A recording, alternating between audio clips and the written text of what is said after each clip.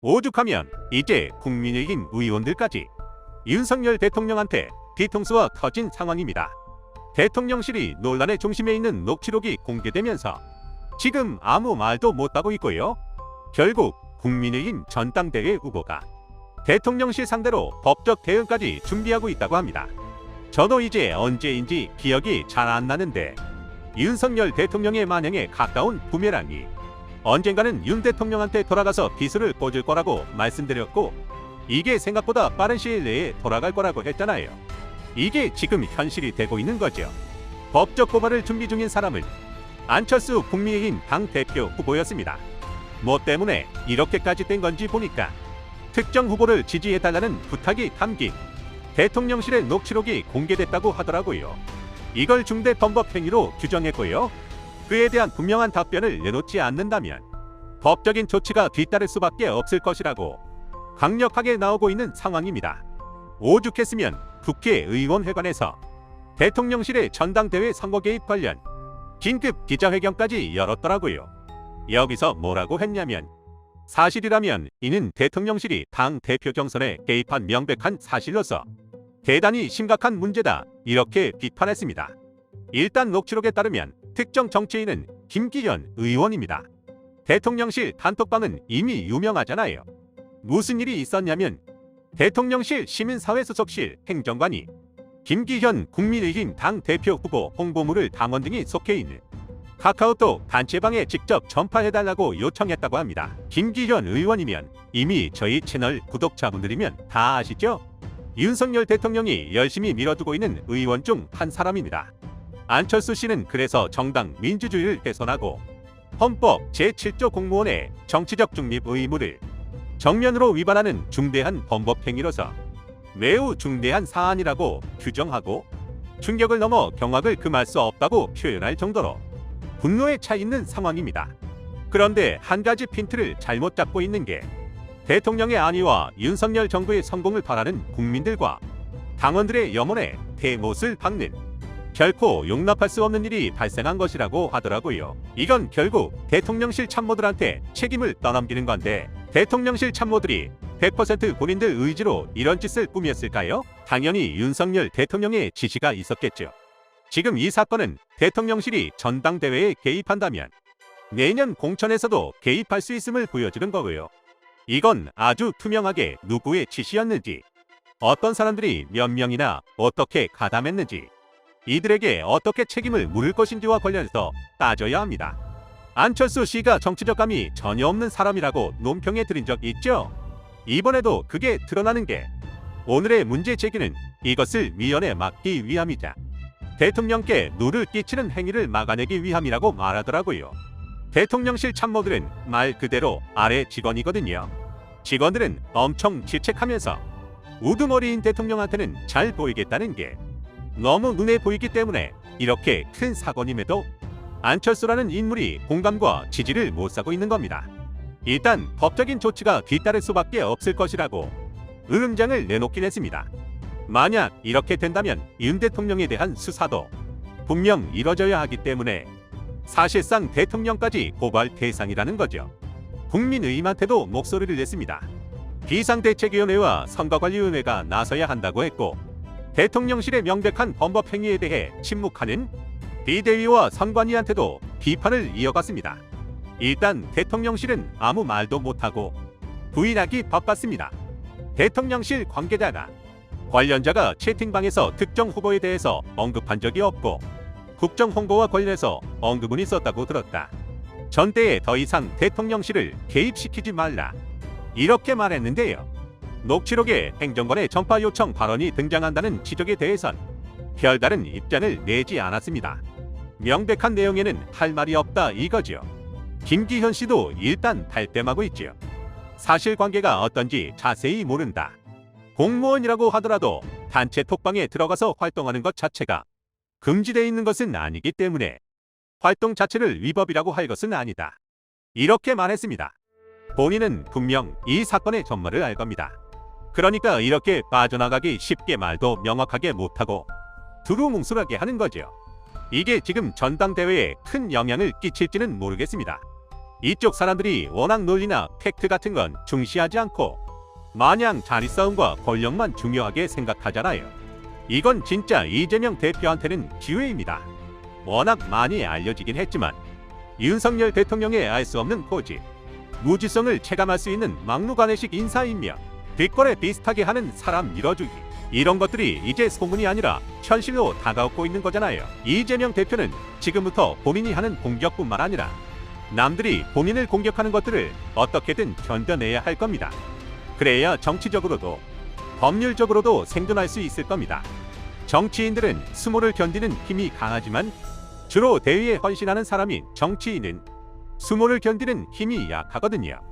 대중에게 정치가로 인정받으려면 오랜 시간 수모를 견뎌야 합니다. 지금까지 대통령을 지냈던 사람들 모두 크고 작은 수모가 굉장히 많았거든요. 윤석열 대통령이 검찰을 동원해 이재명 대표를 조리돌림하고 있다는 정도는 뉴스를 꼼꼼히 보지 않고도 알 수 있을 정도로 너무 많이 알려져 있습니다. 대통령이 이런 말을 한 적이 있죠. 수사권으로 대선 경쟁자를 엿보이는 정치 깡패 짓이라는 말이요. 이걸 지금 본인 스스로가 하고 있다는 걸 알고 있는지는 모르겠습니다. 어쩌면 알고 있으면서도 그냥 철판 깔고 하는 거고, 아니면 본인이 지금 무슨 짓을 하고 있는지 모를 수도 있습니다. 윤석열 대통령은 대통령의 권한으로 자신과 가족의 이익을 지키는 모습은 너무나 뚜렷해서 정치업자에 가깝습니다. 국힘당과 그 전신인 정당 소속 대통령 가운데 정치가에 가까웠던 경우는 김영삼 대통령 말고는 거의 없다고 봅니다. 분명 윤 대통령은 체포동의 요구서를 국회에 또 보낼 겁니다. 그런데 민주당 분열 전략이 지난번보다 더 강력한 효과를 낼 가능성은 높지 않다고 봅니다.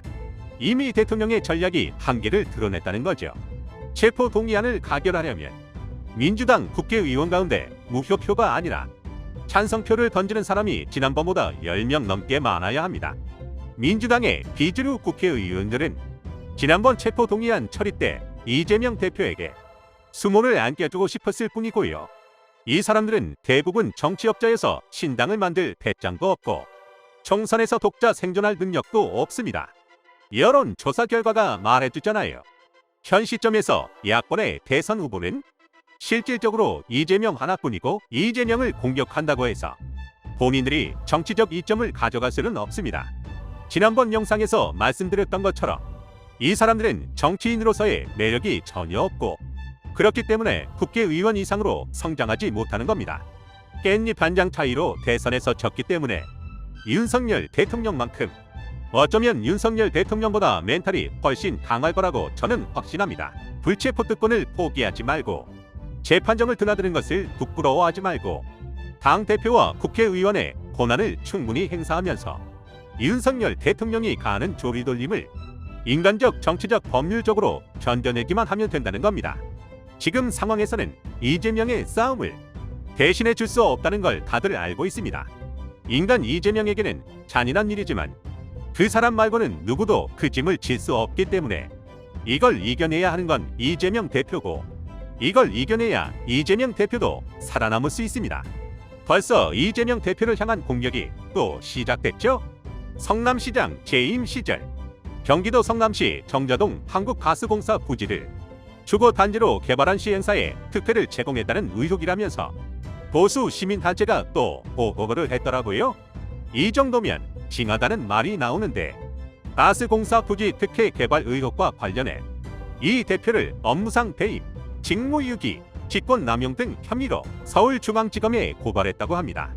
이게 뭐냐면 2015년 기업에 매각할 당시 업무용이었던 정자동 215번지 일대 한국가스공사 부지를 주거단지로 개발한 사업이거든요. 2014년 9월 가스공사 본사가 대구로 이전하며 부지 매각 절차가 진행됐지만 6차례나 유찰됐습니다. 업무 상업용 땅인 해당 부지에 용적률 400% 이하, 건폐율 80% 이하라는 규제가 적용됐기 때문이었습니다. 이후 2015년 6월 A사가 경쟁 입찰을 통해 낙찰받았는데요.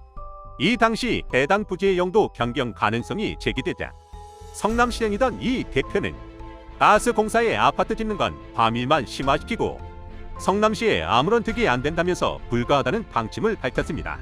그런데 보수 단체는 이걸 이상한 핀트로 공격하고 있더라고요. 대기업, 유치 등의 확약을 확인하지 못한 상태에서 기부 체납 등의 조건으로 A사가 업무주거 복합단지를 제안한 지 1년 만에 일사천리로 용도 변경과 용적률 상향까지 이뤄졌고, 대놓고 공모하지 않는 이상 불가능한 인허가 절차라고 주장하고 있는데 이게 참 무슨 상황인가 싶습니다. 보수 단체들은 언제까지 팩트 없이 사람만 공격할 건지, 사람을 공격한다고 대한민국 정치가 발전한다고 생각하는 건지 모르겠습니다. 앞뒤 사정도 계산하지 않고 이재명 대표를 공격하는 건 이런 말도 안 되는 보수 단체만 있는 게 아니죠? 박지현 민주당 전 비대위원장도 있는데 저는 대체 이렇게 경험도 없고 능력도 없는 사람한테 정치 자리를 준다는 것 자체도 이해가 안 됩니다. 박지현 비대위원장은 법적 조치를 당해봐야 정신 차릴 건가요? 본인이 이재명 대표를 건드리는 이유는 잘 압니다. 보통 정치인들은 큰 인물을 건드려야 성장하거든요. 그런데 논리와 팩트를 가지고 범국민적인 공감을 살 수 있는 공격을 해야 성장을 하는 거지, 계산도 제대로 않고 들이밀면 정치적 생명을 스스로 깎아먹는 일입니다. 이렇게 기초적인 생각과 판단마저 못한다면 그냥 스스로 내려오십시오. 보는 사람이 다 민망할 정도로 멍청해 보입니다. 오늘 내용은 여기까지입니다. 긴 영상 시청해 주셔서 감사합니다. 유익하셨다면 구독과 좋아요 한 번씩 부탁드립니다.